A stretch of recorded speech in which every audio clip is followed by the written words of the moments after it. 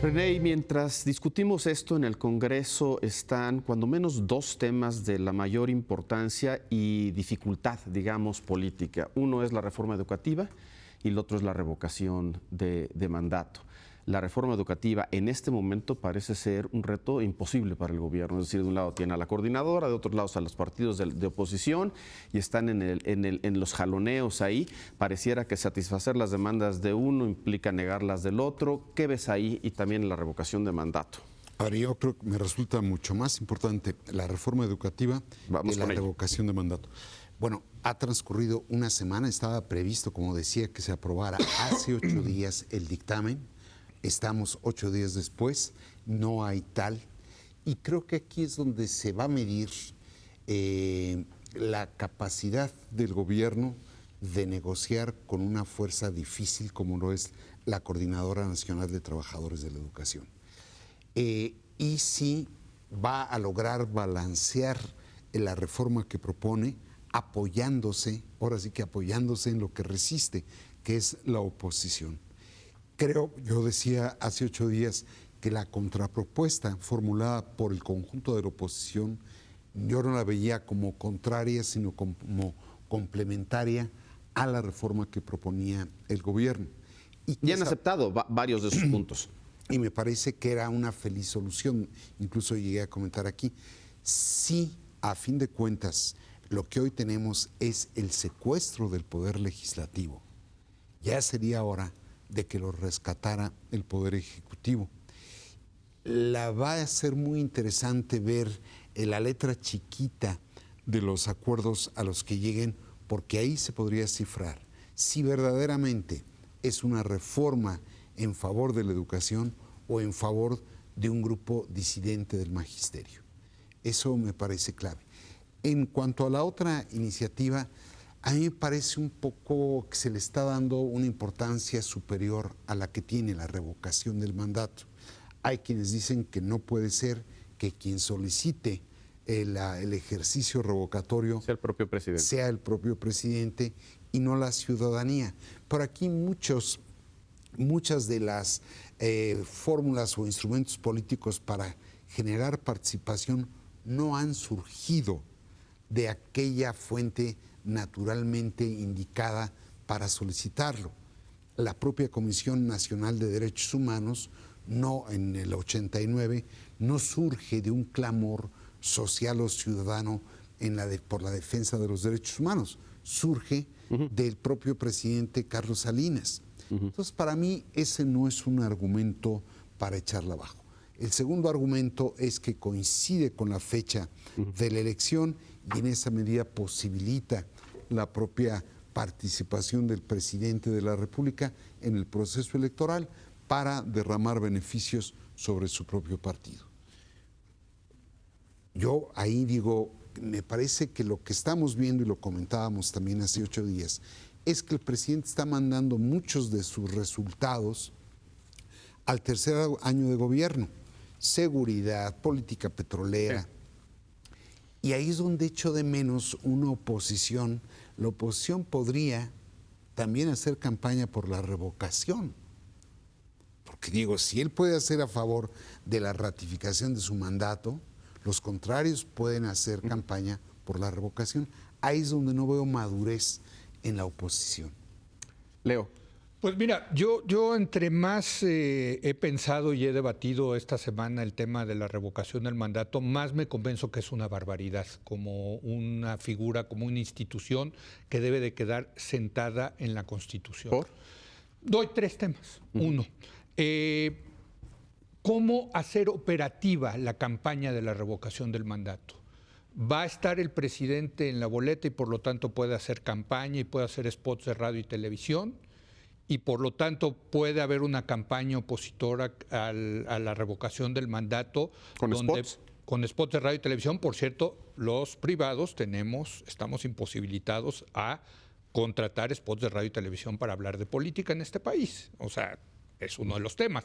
Entonces, ¿quién va a ser? ¿Los partidos son los que se van a oponer a la revocación del mandato? ¿Cuáles partidos? ¿Con cuántos spots? ¿Va a haber equidad en los spots? ¿Se puede haber equidad en los spots entre un presidente que está en campaña para quedarse y una oposición que quién sabe cuántos spots va a tener? Ejemplo número 1. Ejemplo número 2. Todos estamos partiendo del hecho de que va a ganar López Obrador. Yo creo que ganaría López Obrador. Pero no se diseñan instituciones, Leopoldo, pensando, pues es que va a ganar.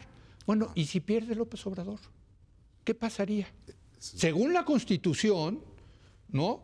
Pues se va el presidente y tiene el Congreso, dominado por Morena, que nombrar a un presidente sustituto de López Obrador. O sea, es decir, un presidente de legitimidad que viene del Congreso, ¿no?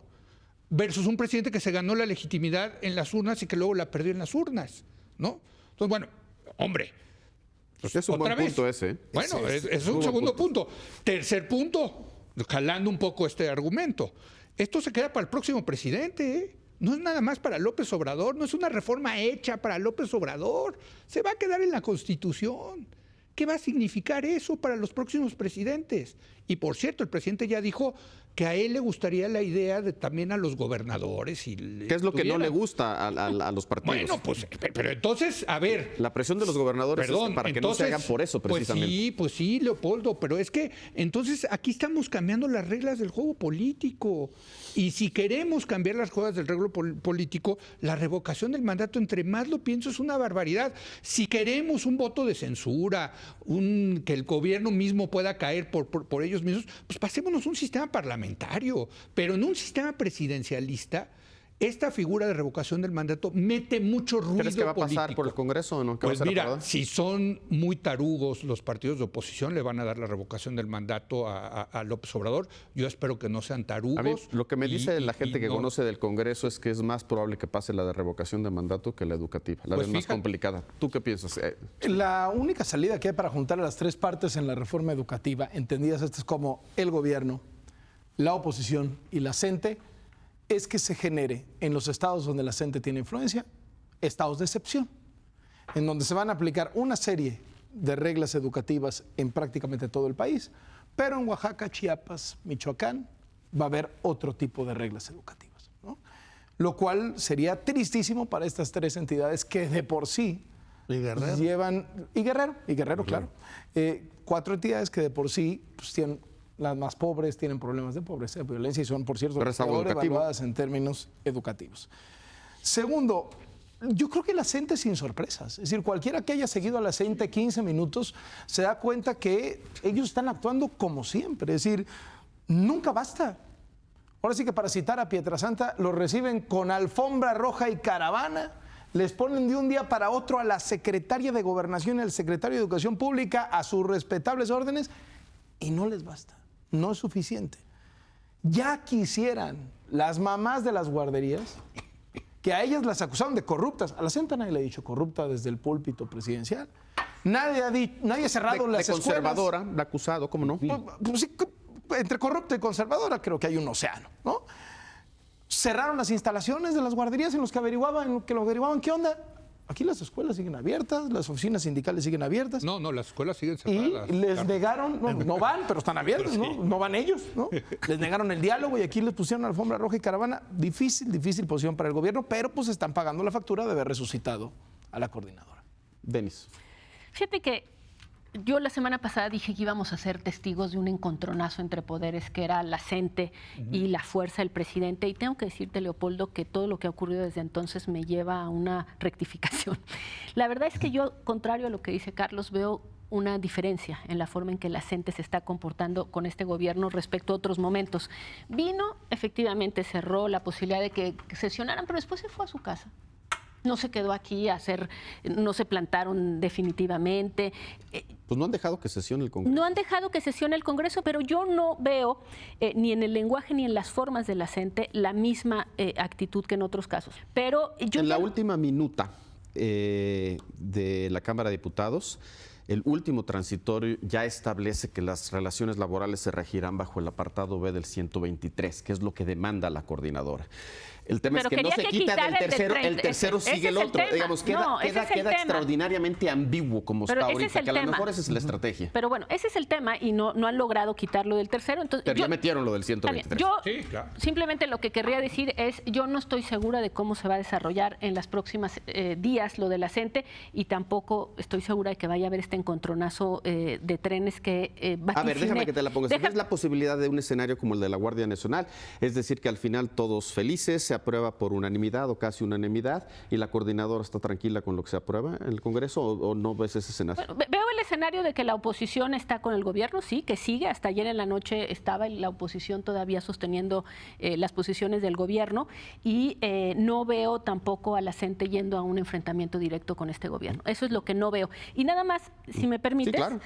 creo que retomando el tema del desgaste del presidente por el tema español, me parece increíble el hecho de que haya regresado las ternas al Congreso, al Senado, exactamente las que le rechazaron.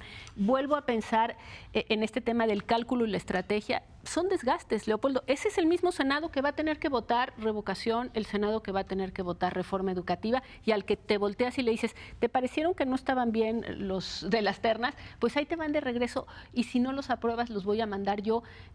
No entiendo esa lógica, todo mezclado al mismo tiempo. Joaquín.